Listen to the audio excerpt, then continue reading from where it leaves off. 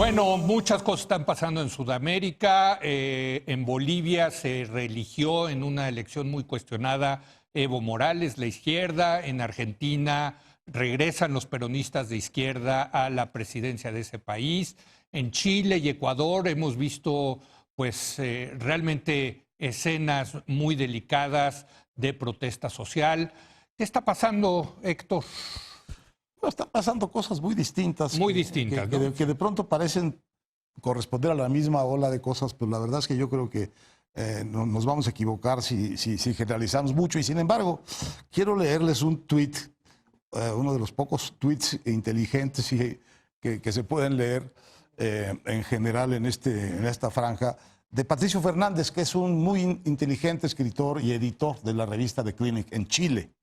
Y entonces dice esto así, sin muchas pretensiones, pero me parece que es interesante como salida para nuestra conversación. Dice, ganó Alberto Fernández en Argentina. El uribismo ha perdido fuerza en Colombia. Correcto, también no lo mencioné. Evo se eterniza. Guaidó en Venezuela parece olvidado. A Piñera lo apoya hoy el 14% de la población. Y entonces él dice, la derecha parece haber terminado su minuto de gloria en América Latina, pero no se ve una izquierda entusiasmante que la reemplace. Habrá que inventarla. Sí, terminó el minuto de gloria de la derecha en América Latina. A mí me parece que... Sigue Brasil, por cierto, Sí. en Brasil. Bueno, está, en Brasil está en la lona. También está en la lona, por eso. El gobernante de derecha. Sí, o sea, sí, está sí. en esta misma lógica.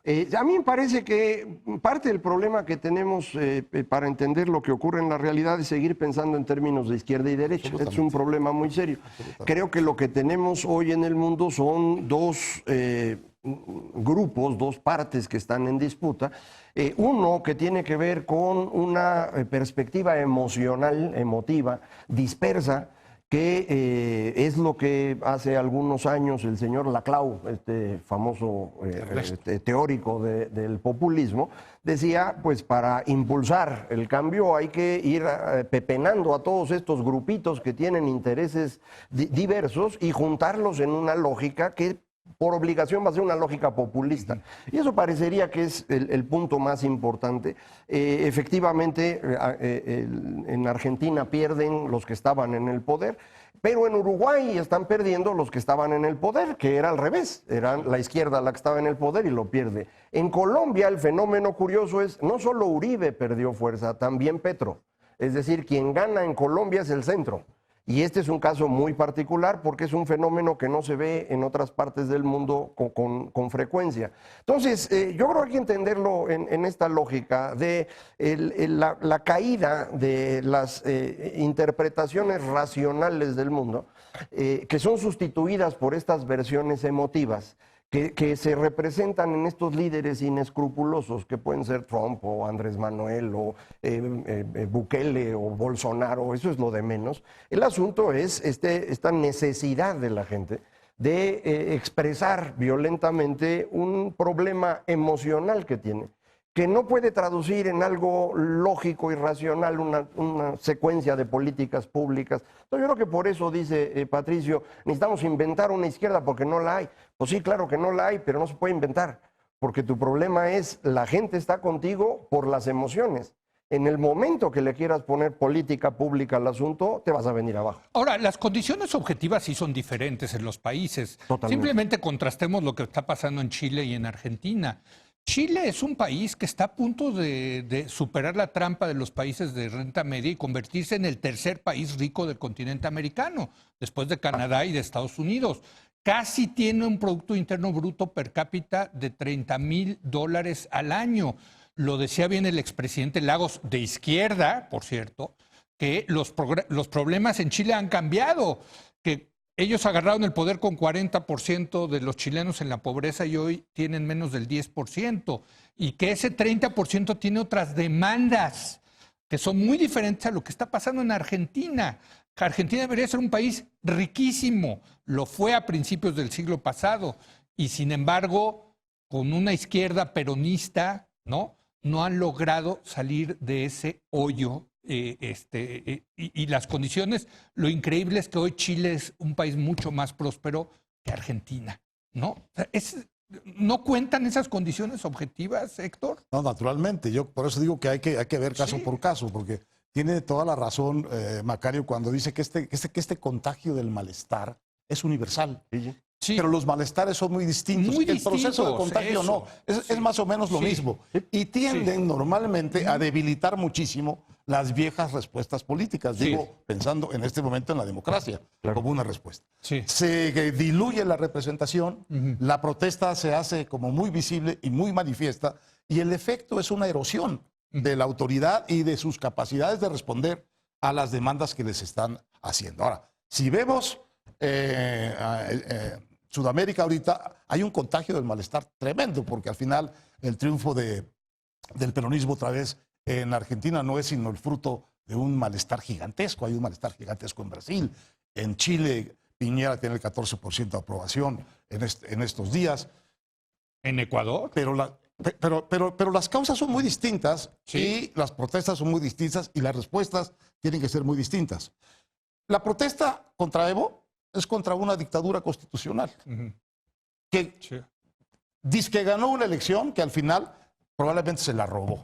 Bueno, es una cosa muy distinta esa protesta a la protesta ecuatoriana por una cosa que sabemos muy bien. Tú no aumentas los combustibles de un día para otro sin que algo estalle. Eso no tiene remedio. Y es muy distinta también, yo creo, de la protesta chilena, porque lo que estás viendo en Chile es eso que tú dices, quizá el país de América Latina más cerca de tener unos estándares de país desarrollado, pero con una bronca interna de unas clases medias que han crecido mucho y que tienen detenido su camino. Están las pensiones, que son privadas, no alcanzan para los adultos mayores. Los jóvenes están endeudadísimos porque se consiguieron sus universidades de paga para tener muy buenos empleos. Se endeudaron, pero no tienen los buenos empleos. Y las familias en general están endeudadas para sostener un buen nivel de consumo de clases medias. Y se sienten muy inseguros de volver a la pobreza. Entonces, estás endeudado con tu casa, con tu seguro médico, con tu automóvil, etc. Entonces, dice Martín Oppenheim en este artículo que publicamos en Nexos, que realmente vale la pena mucho leer. Está en el sitio, ¿verdad? Que la consigna, es Chile entre madrugada y despertar. Que la consigna es Chile ya despertó. Y lo que él sugiere es que en realidad Chile llevaba muchos días, muchos años de mal dormir, de dormir mal, de dormir de una manera inquieta, tronándose los dedos por el día siguiente. Y es por eso que un ruido chiquitito, como el aumento del 3% en el metro, te vuelve loco, porque ya vienes loco de tu inconformidad previa y porque llevan una generación. A ver, aquí hay algo bien importante. Con muchos problemas para vivir el día siguiente. Pero es un mejor problema el que nosotros tenemos en México. Indudablemente, pero una cosa que no hay que menospreciar es las protestas solo ocurren cuando Piñera gobierna. Cuando gobierna Bachelet no hay protestas. A pesar de que las decisiones de estudiantes, acuérdate. Fue con Piñera. Fue la reforma pero educativa. Luego cuando entró también. Entrando eran los que habían. Es decir, no hay que pensar que las protestas siempre son espontáneas. Y en el caso de Chile es muy claro que hay intervención de grupos, de activistas, que son los que destruyen, por ejemplo, las estaciones de metro. Lo ha dicho ya la gente que está estudiando el caso en Chile. Hay aceleradores de fuego en las 7 estaciones de metro destruidas que no se puede conseguir en Chile. Y están investigando la intervención de extranjeros en este proceso. Químico, dice. Entonces, el agente químico que acelera el fuego. Esto no significa que la protesta no tenga sentido, sino que significa salieron que, 1 millón y sin duda, cualquier... además, la protesta la puedes convertir en una cosa distinta y generar este sentido de emocionalidad al que yo me refería, que es el que pone en riesgo al gobierno instalado. Y detrás de esto lo que hay es efectivamente la destrucción de la democracia. Porque a lo mejor a muchos chilenos no les gusta el señor Piñera, pero fue elegido democráticamente. Por lo cierto, mismo que aquí. Si no les gusta López Obrador, pues aguántense, porque el señor ganó una elección y la ganó bien. Y entonces estos fenómenos emocionales son sumamente peligrosos y estamos en un momento en el cual todo mundo se va muy fácil. porque ya no estamos entendiendo qué pasa. Si no es solamente que tengas tus deudas, tu preocupación no son tus deudas, sino que no sabes qué va a pasar en el futuro y si las vas a poder pagar. Sí, hay ansiedad. Porque sí pueden pagarlas. Hay angustia. Esa. Pero esta cosa de la destrucción de la democracia, yo también recomiendo la entrevista que le hace El País a Ricardo Lagos, Muy buena. expresidente, quien no podríamos decir que tiene de las mejores credenciales de izquierda en el mundo. Y lo que dice es, oiga, ¿qué piensa que los socialistas a los que usted perteneció no se quieren sentar a platicar con el presidente Piñera?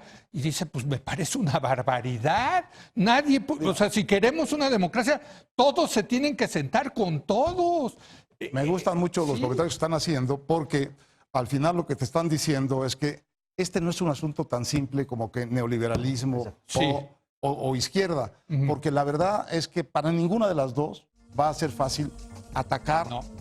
ni para la derecha ni para la No. izquierda. Son problemas mucho más complejos, Sí. que son problemas transversales de sociedades muy distintas entre sí, que tienen gobiernos muy distintos entre sí y que realmente el eje izquierda-derecha, neoliberalismo, Estatismo, ponlo. estatismo, no hacen más que, yo creo, confundir.